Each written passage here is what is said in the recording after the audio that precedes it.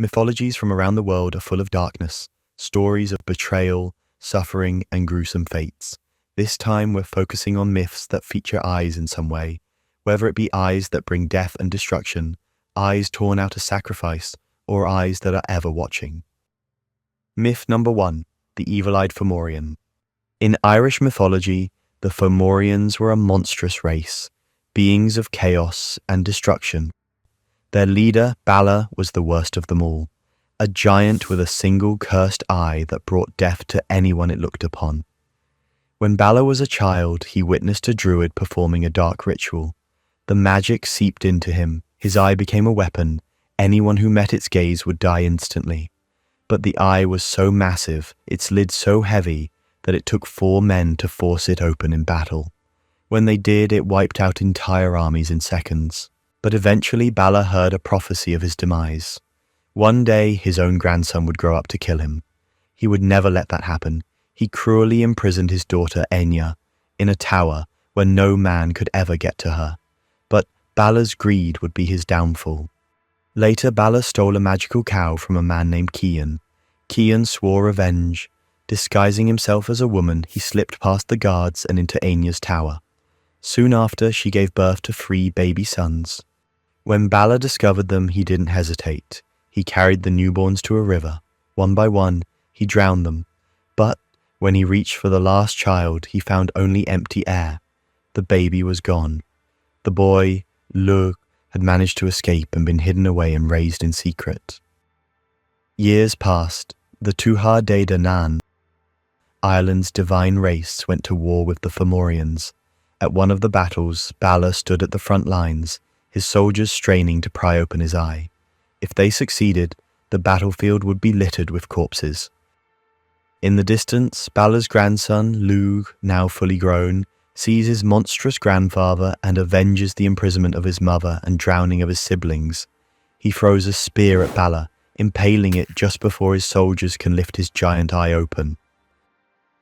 He then cuts the head off of his grandfather's giant body. Myth number 2, a lover's betrayal. Medea was a princess of Colchis, a sorceress, and a granddaughter of the sun god Helios.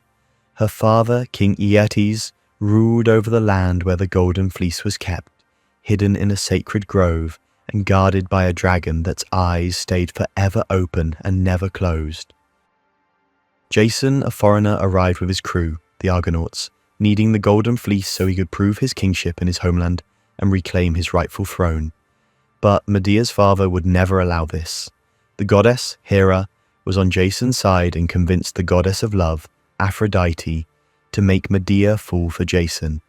She fell so in love with Jason that she would do anything for him, and it would eventually cost her everything.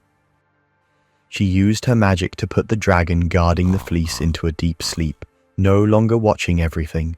Jason stole the fleece, and the two fled with Jason's crew.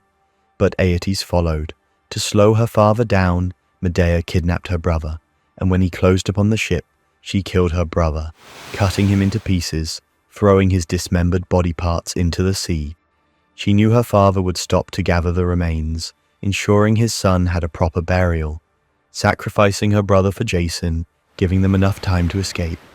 When they reached Jason's homeland, he expected to take the throne, but King Pelias refused to step down, despite them having the golden fleece. Even though he was old and riddled with aches and pains, Pelias was happy with his rule. He had several beautiful daughters and a large kingdom. He'd never let Jason take that away. But again, Medea handled the problem. She convinced Pelias's daughters that she could restore their father's youth. She performed a demonstration. She killed and cut up an old sheep, boiled it in a cauldron with her magical herbs, then it transformed into a young lamb. She told the daughters she could do the same for their ailing father. So the daughters met with their father and stabbed him, cutting him apart piece by piece. They then took the parts to Medea, expecting her to bring him back, but she did nothing. Pelias was dead, and Jason had his revenge. Jason and Medea later had children together, 2 sons. Even after all that Medea had done for Jason, and possibly because he thought she was a little batshit crazy, he grew bored of her and his eye wandered. He abandoned Medea and chose a new wife, Princess Creusa. Medea was furious at Jason, but to stay amicable, she gives Creusa a wedding gift, a beautiful dress. When Creusa put it on, the fabric started to catch light, burning her alive, fusing to her skin, consuming her. With his fiancée now dead, Medea sought to punish Jason further. She turned to her sons. Rather than let them become heirs to Jason, she killed them herself, leaving him with no wife or children. Medea escaped on a chariot sent by her grandfather Helios. Jason finally met his end under the rotting wood of his own ship when it collapsed on top of him. Myth number 3, the Green-Eyed Queen's Descent. Inanna, or Ishtar in Assyrian, was the Queen of Heaven, a goddess of love and war, the most powerful woman in the Sumerian pantheon, but even she was not immune to death. She had the most beautiful man in the world as her husband, the god of spring Tammuz, who was the equivalent of the Greek Adonis. But Inanna was not content with all she had. She wanted dominion over the realm of the dead, the vast and joyless underworld known as Irkalla. It belonged to her sister, Ereshkigal, a goddess of death, and Inanna wanted it for herself. So, revealing her excessive pride, she dressed in her finest robes, wrapped herself in jewels, and made her way to the gates of the underworld to demand ownership of it. At the entrance to Irkalla, there were 7 gates between her and the throne room, and at each one she was forced to remove a piece of clothing: her crown, her necklace, her robe, her rings. By the time she reached the final gate, she was completely nude. Once she finally reached the center of the underworld, she went to Ereshkigal's throne room. There she found her sister and the Anunnaki, Ereshkigal's 7 judges of the dead. The judges deemed her a trespasser in the land of the dead, and found her guilty of hubris for daring to enter Ereshkigal's realm. So they turned the eyes of death upon her. Her life instantly drained out of her, and her once beautiful image had turned into a rotting corpse. She was then hung from a hook like a piece of rotting meat to show Ereshkigal's power, a queen reduced to a carcass. The god Enki, one of the oldest and most powerful deities, decided to use his magic to rescue Inanna. He scraped the dirt from beneath his fingernails, molding it into 2 small genderless creatures. He gave them the food and water of life, and sent them to the underworld to sprinkle it on Inanna's lifeless body. When they had completed their job, Inanna came back to life. But the laws of Irkalla dictated that no one leaves the underworld without a price. She had to choose someone else to take her place. Inanna returned to the world above with demons at her side, hunting for a substitute. She saw her friends mourning, but when she reached her husband Tammuz, he was not mourning at all. She looked at him, and she chose. The demons seized him, dragging him into the underworld where he would stay forever. Myth number 4, an eye for wisdom. In Norse myth, Odin was the one-eyed god of wisdom, but he wasn't always this way. He clawed his way to divine wisdom. He craved knowledge, no matter the cost. He knew that wisdom lay hidden in places where only the desperate or the damned would dare to seek it. And so, he sought out Mimir's well, a place of deep, ancient magic that held the secrets of the universe in its dark waters. To drink from Mimir's well, he paid a price no other god would dare. He tore out his own eye and cast it into the water, leaving it to sink into the depths in exchange with Mimir for understanding the secrets of the cosmos.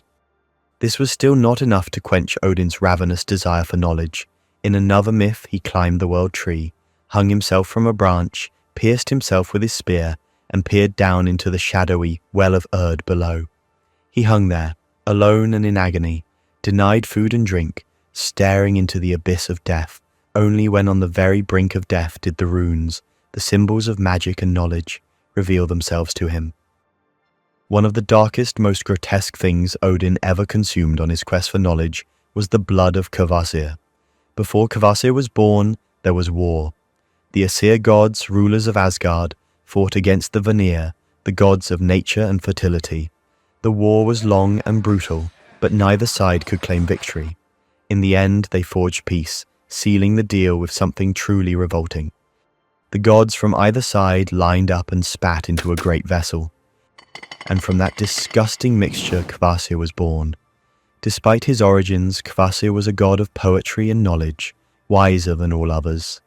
He wandered the world, spreading wisdom and the arts, but despite all his knowledge, Kvasir did not foresee his own murder. Two dwarves had no gift for words. Unable to twist language the way Kvasir could, they hated him for it, and so they invited him into their home. Kvasir came willingly, but the dwarves slaughtered him, draining his godly blood into a vial. They mixed the blood with honey to make the disgusting substance palatable, creating the mead of poetry, a drink that would grant knowledge and eloquence to whoever consumed it. But the dwarves were not satisfied with just one murder. Later they killed a giant and his wife, leaving their son, Sutunga, orphaned. When Sutunga discovered the murderers, he dragged them to the sea, bound them to a rock, and let the tide rise around them. The dwarves panicked. They cowardly offered Sutunga the mead of poetry in exchange for mercy. Sutunga took the mead and let them live. Kvasir's blood had changed hands once again.